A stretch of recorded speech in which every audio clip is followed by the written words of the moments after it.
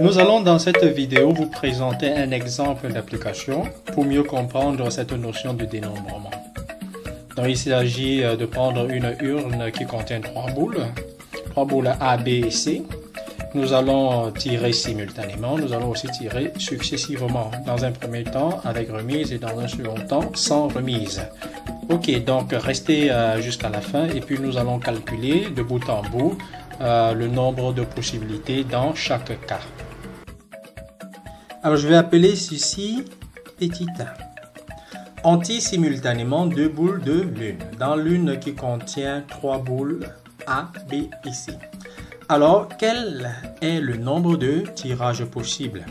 Le nombre de tirages possibles, d'après ce que nous avons vu, est combinaison de 2 dans 3, qui sera tout simplement égal à factoriel 3 divisé par factoriel 2 fois 3 moins 2 factoriel. Donc, nous aurons tout simplement ici 3 fois 2 sur 2 fois 1, 3. Et maintenant, de façon pratique, comment est-ce que cela peut s'illustrer? Alors, nous avons notre une,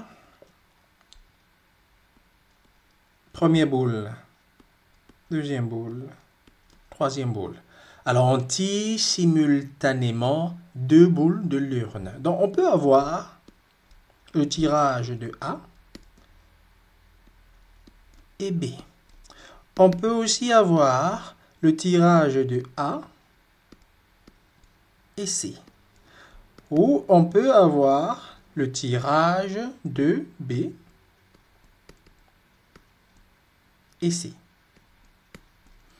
Donc voilà le nombre de tirages possibles.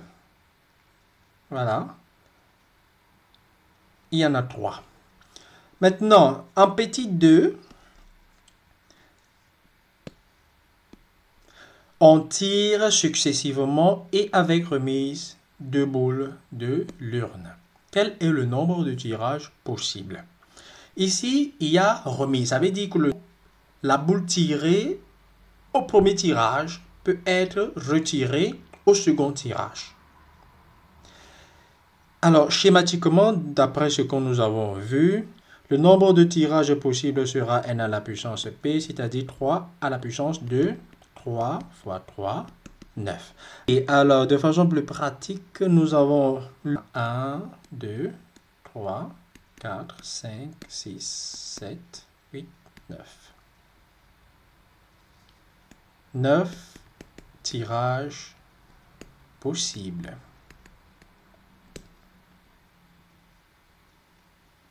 On tire successivement sans remise deux boules de l'urne. Le nombre de tirages possibles, d'après le schéma récapitulatif que nous avons vu en début de cette vidéo, ça sera arrangement de P dans N, c'est-à-dire arrangement de 2 dans 3, c'est-à-dire factoriel 3 sur factoriel 3 moins 2. Alors, de façon concrète, nous avons une là, A, B, C.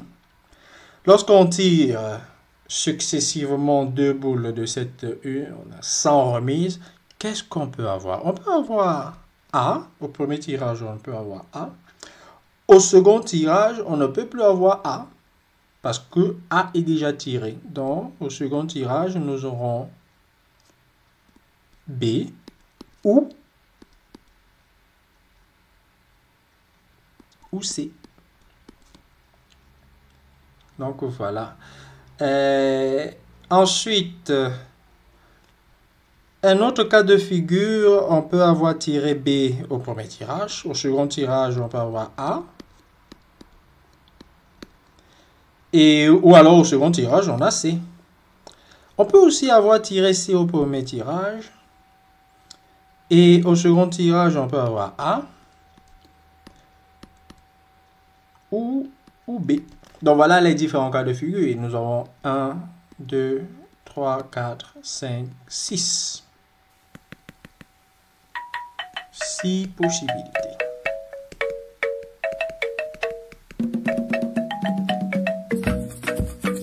Ceci va marquer la fin de cette vidéo. sur la notion de dénombrement et de probabilité.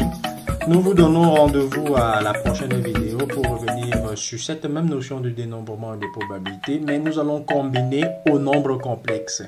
Ok, rendez-vous à la prochaine vidéo.